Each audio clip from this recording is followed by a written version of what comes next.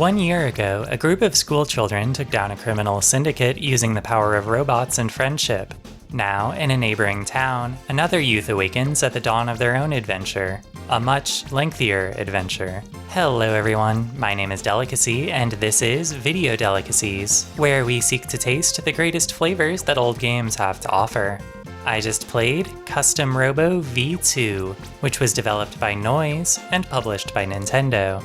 It was released exclusively in Japan for the Nintendo 64 in 2000. I played the original Custom Robo around this time last year, all the way back in episode 7 of this series. Remarkably, the gap between these two videos has actually been longer than the one between the games themselves. V2 released only 11 months after its predecessor. The last time I played a sequel with an 11-month development time, I speculated that its rushed production may have been due to the imminent arrival of the PlayStation 2, but the GameCube was still nearly a year away at the time of V2's release, so I'm not really sure why this happened. But whatever the reason, working on that timetable was probably not pleasant. Anyway, I played this game on my actual Nintendo 64 using a flash cartridge. Custom Robo V2 had 2 story modes, the first of which was titled A New Journey. I began by naming the protagonist. I correctly assumed that this game had a new main character, and so I decided they deserved a new name. Since the game was titled V2, I found it appropriate to go with Vivi. Vivi had just won a raffle, the prize for which was their first ever Robo, a brand new limited run model called the Ray Mark II. Vivi's adorable younger sister Futaba was as excited as they were, and swiftly led them to the nearest Robo station to start brawling. But once they arrived, the siblings realized that neither of them knew the first thing about Robo battles. Fortunately, they were quickly joined by Vivi's gentle classmate Taihei, and Taihei's large-toothed friend Genta. The pair were envious of Vivi's rare Robo, and they were more than happy to show them the ropes in order to see it in action. Combat in V2 once again took the form of an arena fighter with a heavy emphasis on cover. I could move my Robo with the analog stick, and I could jump and air dash by pressing R. Each Robo had a few different attacks. I could press the A button to fire my gun, the B button to lob a bomb, the Z button to launch a pod, or a C button for melee.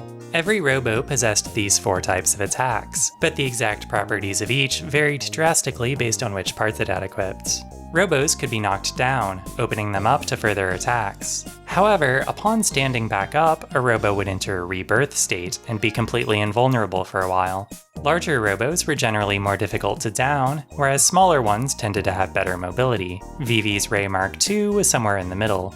At the start of each Robo battle, the Robos were loaded in cube form into the Robo launcher, allowing both commanders 3 seconds to choose their starting positions. Once a cube landed, it transformed. The speed of the transformation depended on which face the die was showing. Getting to attack first could be a decisive advantage. A battle ended when either Robo's energy was reduced from 1000 to 0. While sparring with Taihei and Genta, Vivi attracted the attention of the station's captain, a professor best known by the sobriquet Dr. Robo. He had this odd animation where he kept sticking his arm out. I cannot parse what's happening here. The doctor introduced the kids to a machine that allowed them to battle against other commanders' data in the form of holograms. Specifically, the commanders whose data he possessed were all characters from the previous game. This was great for me because I genuinely loved a lot of those characters, and the new dialogue for each of them did a great job of capturing their appeal. But that wasn't the only reason that this was so exciting. So each Robo consisted of 5 different parts. After a normal battle, I would typically acquire any new parts that my opponent had been using, but that only applied to the gun, bomb, pod, and legs. I couldn't get new Robo bodies this way. However, for hologram battles, this was reversed. It wasn't possible to get new weapons from fighting them, but I could get entirely new Robos, each with their own unique playstyles. This was a major departure from the previous game, and it was an extremely welcome one. V2 certainly delivered on the promise of customization. I happily swapped out the Ray Mark II for Karine's Flare, which was similarly balanced but traded the air dash for a triple jump. Flare also had a different melee attack, which I found a lot trickier to use. I was thrilled to get to play as a girl Robo this time, though my preference got Vivi mocked by their peers. Mercifully, Dr. Robo stepped in to ask them to be less judgy. This whole exchange was kind of odd. I guess the developers were worried that young boys wouldn't be comfortable playing as girl characters unless a fictional adult told them it was okay. The most renowned commanders in town were a trio of brothers. Tragically, the eldest, Kengo, had recently passed away while training at a place called Takuma Academy, but there were rumors that his ghost was still controlling his old robo. Genta, Taihei, and Vivi went to the brothers' home one night to investigate. One of the younger siblings, the cool Tsurugi, had accepted the loss of his brother as an accident, but the other, the hot-headed Yaiba, blamed the academy for Kengo's death and resented Tsurugi for continuing to attend. The ghost turned out to simply be Data like I had fought at the lab. Kengo had left it behind for Yaiba and Tsurugi to train against, but it was programmed to only be used 100 times. Now, just one battle remained. To allow Yaiba to move on from his grief, his father asked Vivi to put the ghost to rest. Kengo commanded a sick-looking Strike Vanisher robo, one of 2 new robo types introduced in this game. Its jump height was low, but it would disappear while air dashing, making its movements difficult to anticipate. It was a drawn-out fight, but I was able to win without sustaining much damage. V2's early game in general felt very easy to me, but I lack the objectivity to say whether that's actually the case or if it just seemed that way because I came in with experience. By the way, the other new robo type was called Burning Beast, each model of which delightfully resembled a different animal. The dolphin one was especially cute. I love how so many of the new robos introduced in this game had non-human heads. It did a lot to distinguish them visually. Burning Beasts also had a disappearing air dash, but theirs was diagonal like a dive kick. In Vivi's first ever tournament, the Sunday match, they battled for the first time against students from Takuma Academy. In the finals, they were matched against one of the Academy's leaders, Nanase. But Nanase, disappointed by the lack of competition, decided that the tournament wasn't worth her time and conceded. Vivi happily took home the trophy, but Genta was so affronted on their behalf that he began scheming a way to sneak into the academy and force Nanase to go through with the blown-off duel. As with the first custom robo, V2's fan translation was done by Star Trinkets. Unfortunately, that group disbanded while working on the project, and consequently, the version of the translation patch that exists publicly is in a rather unpolished state. For the most part, this didn't impact my enjoyment of the game. The largest issues were that the part descriptions were not translated, some dialogue was improperly formatted, particularly near the end of the story, and there were a handful of places that the game would crash. Nevertheless, I deeply appreciate those folks' hard work in making these games accessible for someone like me, who only knows enough Japanese to be annoying about it, and not enough to actually read fluently. With no invitation, Vivi and their friends were turned away at Takuma Academy's gates. Luckily, they were able to obtain one by befriending a wandering commander named Jiro, who was friends with the Academy's leader. Jiro was a minor character in the first game. You might recognize him as the original wielder of my beloved Rayfall gun. Jiro introduced Vivi to the Academy's leaders, the founder Takuma, Nanase, who they had met before, and the Brock-like Taraji. While it was called an academy, this place was actually more like a boot camp. The robo launcher even had a camo texture. Takuma had Vivi prove themselves by battling a few students. Once he was satisfied, he declared that Vivi would be allowed to enroll there. Only then would he consider allowing their destined battle with Nanase. Vivi agreed to his terms, and Genta demanded that he and Taihei be allowed to enroll also, much to Taihei's dismay. The Academy's students took their classes in dangerous environments, over rivers and atop cliffs. Reportedly, this was what led to Kengo's tragic accident, though only Takuma and Nanase saw the actual event and his body was never recovered. There were mini battles here. In the first game, I favored weapons that excelled at arcing over cover, but since I was playing as an aerial beauty type this time around, I was frequently attacking from a high angle. This enabled me to better leverage more direct attacks, like that of Taihei's straight-shooting Gatling gun. While Vivi had infiltrated the school as a student, someone else was investigating it from the shadows. It was none other than Yirie, another returning character. My favorite moment in the first game was during the ending credits. Yirie, who had until then been too weak with illness to participate in Custom Robo, was finally well enough to have her first Robo battle. The Yirie of this game was a very different person. It was nice to see that she had grown bolder and more independent. She had become a fearsome commander as well. Her Robo, an aerial beauty named Planet, looked like a superhero, which seemed to be how Yirie saw herself. At the end of Vivi's second day of classes, they were paired against Tsurugi. Like his older brother, he used a Strike Vanisher robo. His signature weapon was the troublesome Needle Gun, which fired 3 shots spread out vertically.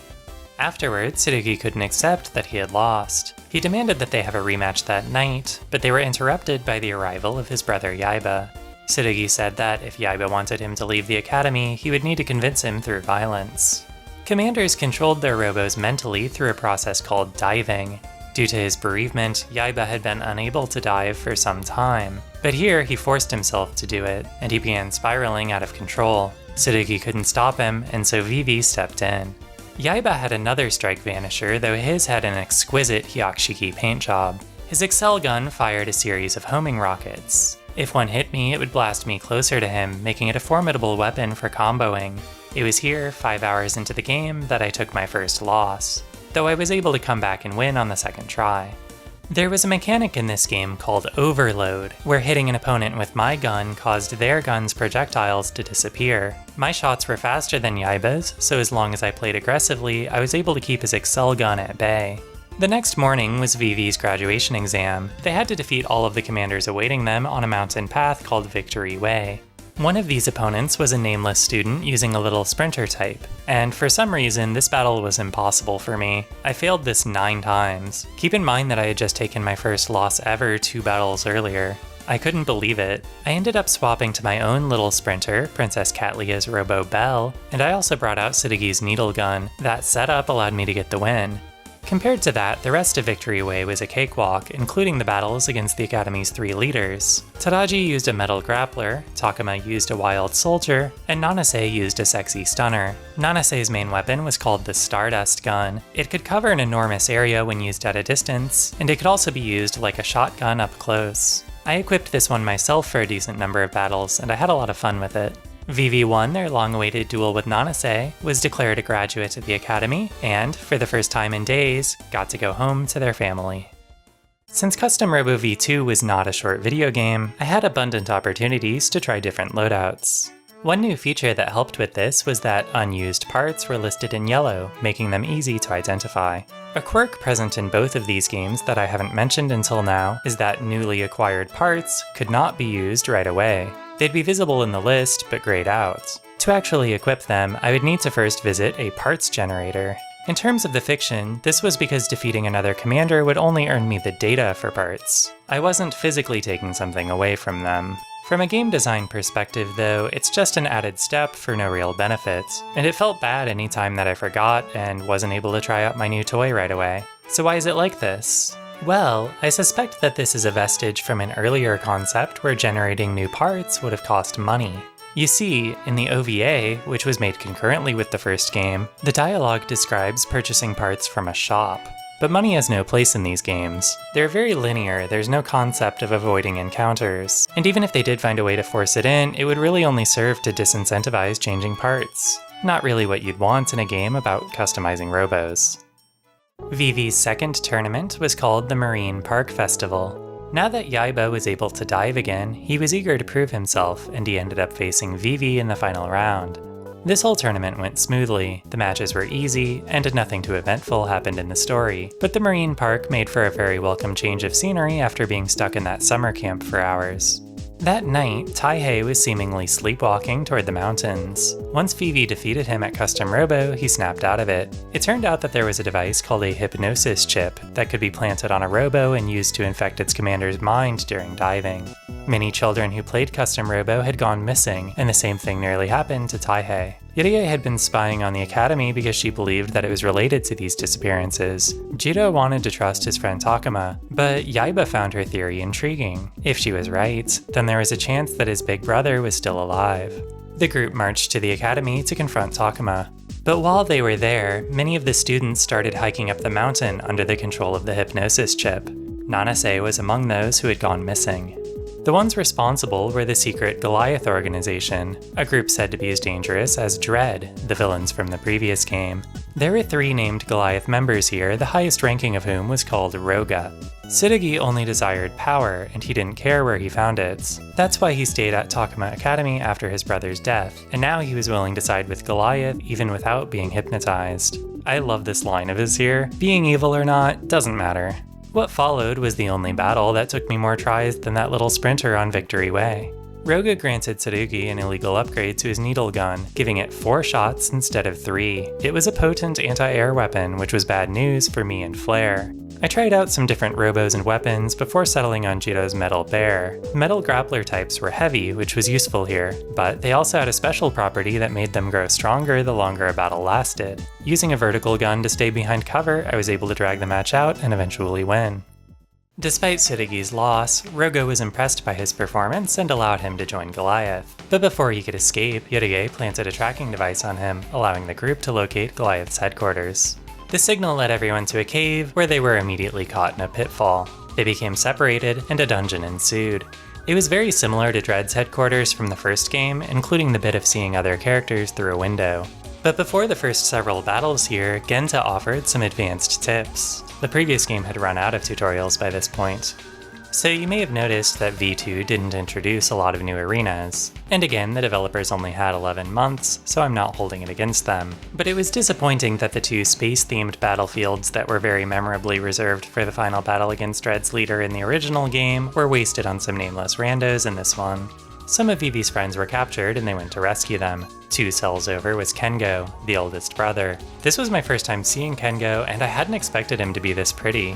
Anyway, Takuma had lied about Kengo's fate to cover up that he had joined Goliath willingly, the same way that Tsurugi did. But Kengo's conscience eventually caught up to him. When he stopped cooperating, Goliath locked him up. Kengo was concerned when he learned that his brothers were there, and he ran off to search for them. A little later, Vivi and Yorige found a secret passage leading to a girl's bedroom. In hindsight, I feel like I should have been able to guess to whom it belonged, but I failed to foresee the impending twist. One very cool thing about V2, which unfortunately wasn't part of my experience, was the new 4-player 2-on-2 mode. It still features only 2 robos on screen at a time, but players are able to tag out for their partner mid-battle. It would have been fun if some of these doubles matches had been incorporated into the story modes, but that may have necessitated scripting new behaviors for the CPU opponents, so it's understandable why that didn't happen. Still, it's a very neat inclusion. At the dungeon's end was a 5-storied tower. On the first 2 floors, Vivi battled Kotengu and Boronji, the other named Goliath members. I don't have anything to say about these two, they didn't have a lot of screen time and their battles weren't very challenging. The match on the 3rd floor was against Jiro. He had fallen to Roga earlier, and he was now under the chip's mind control. This fight echoed the one versus Minamo in the first game. He had her illegal version of the Rayfall gun and her big open stage. I took the win, and Jiro collapsed. Yorige started talking about him like he was dead, but he was actually totally fine. Things got more exciting on floor 4.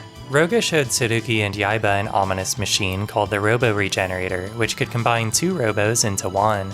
The pair of them were twins, so their mental wavelengths were compatible enough to control the fused robo together. The power Roga was offering was too much for Yaiba to resist, and so he joined his brother on the side of evil. Their united robo was called Bayonet, and it was unbelievably cool. I had been looking forward to this moment the entire game, because seeing Bayonet's trophy description in Super Smash Bros. Melee made an unforgettable impression on my young self. Tsurugi and Yaiba, twin brothers who were bewitched by the dark power, combined their beloved robots, Spear and Lance, to form this illegal robot. This successful power-up is nothing short of a custom robo miracle. For the first battle against Bayonet, it used a combination of parts from the 2 component robos. Yaiba's lance provided the gun and bomb, while Tsurugi's spear supplied the pod and legs. This was a tricky fight, but I won after only 1 loss.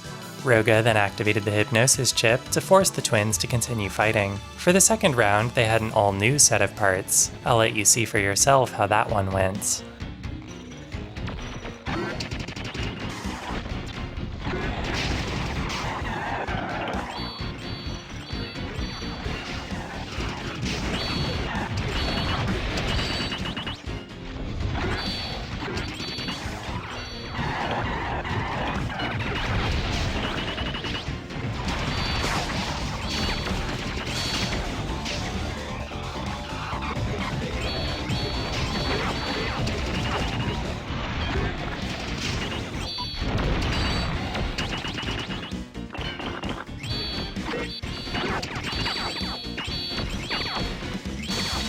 And that was my first try. Talk about a custom robo miracle.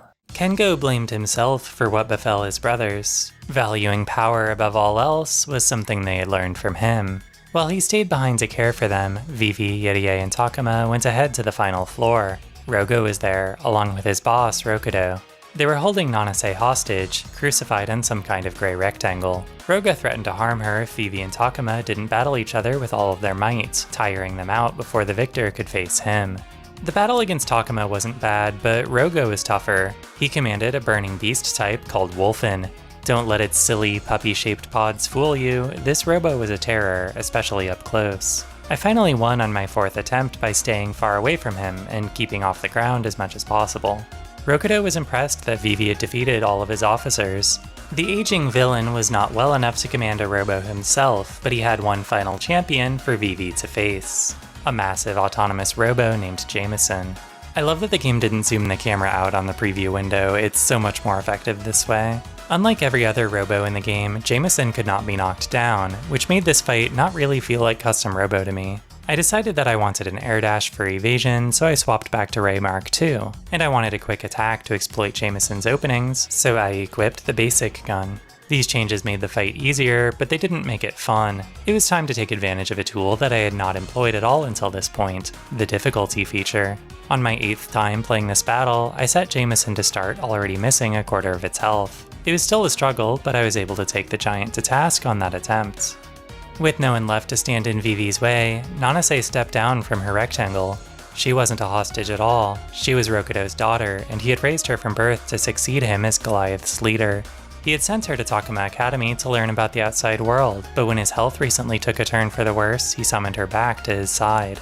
Nanase knew that her father would fight to the death before surrendering. To protect him, she had no choice but to fight Vivi. However, she knew that she couldn't win using her normal robo. Instead, she took command of Majel, a robo that she was meant to inherit when she took over as leader. It was a dangerous machine, and Nanase herself didn't know whether she could handle it. I enjoyed this battle a lot more than the previous one. Majel had a very cool design, all silver with bat-like wings, and it used an upgraded version of Nanase's signature Stardust gun. But unlike Jameson, it was still basically a normal custom robo battle. I was able to win this one on my 2nd try with the default difficulty. Moved by his daughter's bravery, Rokudo admitted defeat. And then the credits rolled. Nanase set out on her own, the 3 brothers were reunited, and in a cute callback, Yurie helped Vivi's younger sister Futaba have her first robo battle. By now, I had already surpassed my playtime from the original Custom Robo, and remember, that was only the first of V2's 2 story modes. But before we move on to the second, let's take a brief moment to talk about the box of Custom Robo V2. This cover is very similar to the first games, but the games themselves are quite alike, so that's just honest advertising. Again, we've got the protagonist's Ray in the middle, with some supporting characters' robos behind. You can tell that they knew how cool the strike vanishers were, because all 3 brothers' robos were represented. I like these thick, solid color outlines better than the softer glows on the first box, and I think that the burning background image, while a bit corny, is appropriate given the game's intensity. Overall, it's a perfectly fine box, just not one that I have strong feelings about. V2's second story mode was called the Grand Battle, though calling it a story mode was somewhat misleading. There was a lot less plot and a lot more fighting this time around. The Grand Battle had its own map, consisting of 30-some buildings. Inside each one were 5 or more commanders, who all needed to be battled consecutively before I'd be allowed to move on to the next building. Many of these locations had their own unique rule sets. One common rules variation was called Limited Parts Battle. While this was in effect, any parts used to obtain a win would become unavailable for the rest of that building's battles. That meant that if a building contained 6 opponents, I would need to build 6 completely different loadouts, forcing me to use a lot of robos and parts that I might have never touched otherwise. One of the game's greatest strengths was the sheer variety of different builds that were possible, and this was a very smart way of requiring the player to engage with that aspect. Like in the first story, there were many new parts to unlock in the Grand Battle. Also, new robo bodies could now be obtained from normal opponents, so the number of those that I had available to me quickly exploded. My favorite, the bunny girl Stella, was tragically one of the later ones to be unlocked, but you know I played as her every chance I got. Among the myriad battles in the second story were rematches against every single commander from both V2 and from the original Custom Robo. But there were a couple of new contenders as well. Futaba joined the fray with her own little sprinter type, and there was a rogue hologram of Vivi named I-Vive, who commanded a dark mode version of the Ray Mark II. I-Vive actually made several appearances. They were basically Vivi's main rival. I spent most of the second story standing in nondescript rooms, fighting round after round. I truly love the combat of Custom Robo, but it was a bit monotonous. Luckily, there were a couple of memorable events mixed in to keep my interest. In one, Yurie held a tournament where the prize was a date with her, and after I won, I actually got to go on the date, which I wasn't expecting. This bit also gave Tsurugi some exceedingly cute and much-needed characterization. A little later, Katlia had a ladies-only tournament in which I was only allowed to use girl robos, and Vivi got a cute new outfit for the occasion. Sadly, they did not continue wearing it after. Since this game took place a year after the first one, it was once again time for the Great Robo Cup and the crowning of a new Custom Robo champion. Vivi's first round opponent was Karin, one of my favorite characters from the first game. She was teary-eyed about making it to the grand stage after falling short previously, and I was happy to see her here. Unfortunately for Karin, I had been using her own robo for most of the game, and I had long since surpassed her at commanding aerial beauties. In the following round, Vivi faced Katlia, another of my faves. She, of course, commanded a little sprinter type, which had always been my Achilles heel. However, her signature Hornet gun struggled against robos with a high vertical jump like my Stella had. Even so, this one was quite close. I only had 12 of my 1000 energy remaining at the end. The first round that I needed to retry was against Kengo. In the first story, Vivi only battled this brother in ghost form, but now they dueled face to face. Kengo's loadout combined a short-range shotgun with a long-range bomb and an anti-air pod, giving him a lot of coverage. This was a really challenging one, but I got through on my fourth try. Vivi's opponent in the semifinals was Hayao, the main rival from the first game as well as the runner-up in last year's Great Robo Cup. His resume may have been formidable, but I remembered that his dragon gun was easy enough to dodge at long range, so I kept my distance and took this one down without much difficulty. After that was the finals against Takuma Academy's own Takuma, though I never had much trouble fighting this guy in any of his appearances. Unlike in the first story, every battle in the second one had a 2-minute time limit, and I actually won this one by timer scam. A special exhibition match followed the finals. Tsurugi and Yaiba's robo Bayonet was not legal for tournament play, but the twins had accrued enough fans that the organizers wanted them involved regardless. They had a brand new weapon called the Star Ray gun, but it was extremely vulnerable to being overloaded. Since I was using the relatively fast vertical gun, I had no trouble defeating them. And then it was on to the title match against the reigning champion. Vivi's opponent was none other than Amuro, the previous game's protagonist. Though I don't remember Amuro using any of those weapons when I played Custom Robo. Weird. Anyway, this was kind of an obvious thing for the game to do, but that didn't make it any less cool. The sniper gun that they had equipped was an incredibly high damage weapon, so I needed to be careful. But it did have a weakness. It left the wielder vulnerable for a while after firing. So my strategy was to jump around a lot in order to bait them into making bad attacks, and then only strike myself during this opening. It took a few tries, but I was eventually able to defeat the Custom Robo champion. Vivi earned themselves the Great Robo Cups trophy as well as their very own Ray Mark 1. Genta and Taihei tried to rush the stage like the friends did in the first game, but they got stopped by security, which I thought was pretty funny. There were a few more buildings after that, including a final battle against former champion Mamadou in which I used the sniper gun myself to good effect. But for me, the big tournament was easily the high point of the second story. Completing Custom Robo V2's 2 story modes took me a combined 26 hours and 59 minutes, making it the second longest game that I've played for this video series to date. And if I ever feel like returning to it, there's actually even more to do. Each battle in the second story was scored, and if my combined score for a single building was high enough, I could earn a bronze, silver, or gold trophy. Collecting every trophy of a given medal would then unlock an additional building, the bronze, silver, or gold tower. I did not bother with those. But anyway, this was a fantastic game. Custom Robo had some of the most fun, intense gameplay I've ever experienced on the Nintendo 64, and V2 was more of the same. Allowing the use of robos other than Ray during the story was a huge upgrade and something that I had wished for when playing the original.